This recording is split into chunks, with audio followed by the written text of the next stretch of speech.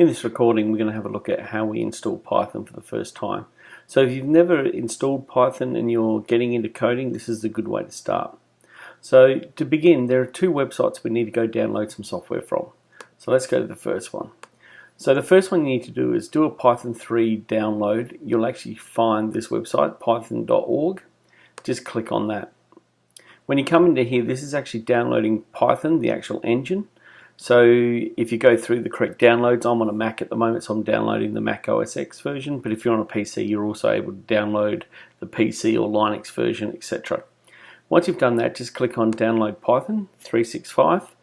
This will then download into your bottom toolbar.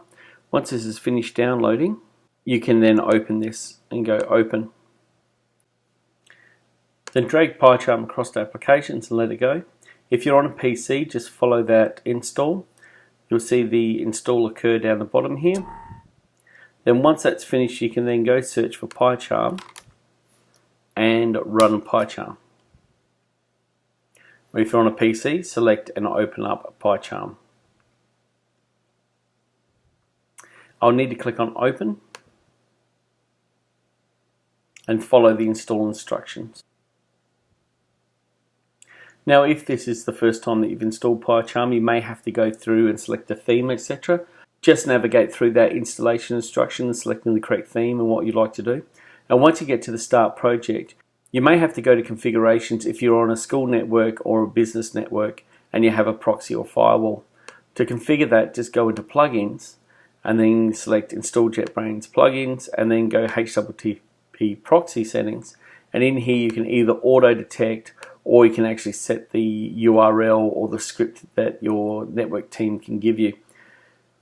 Once you've configured the network proxy, that'll allow you to get out on the internet.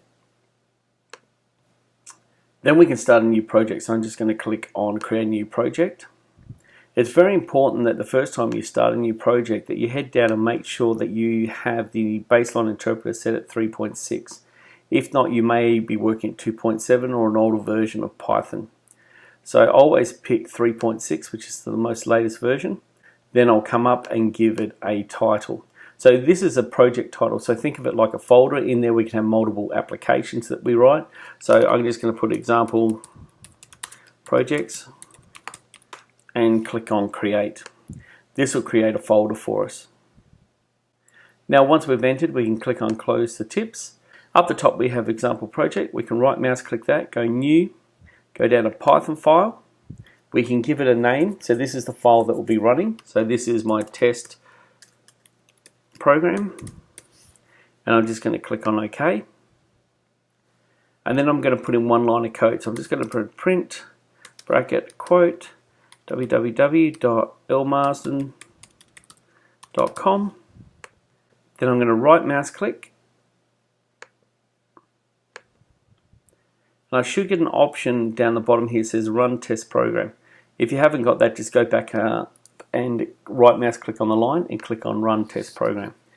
As you can see down the bottom here, it's actually written out the code for us.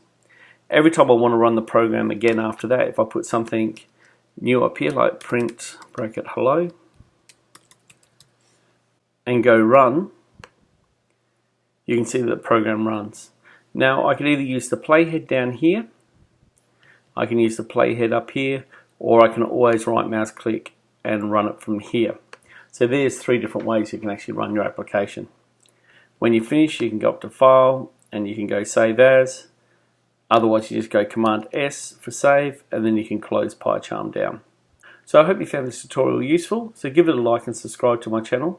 Have a look around my YouTube channel for other Python videos. And I wish you all the best in your future Python programming.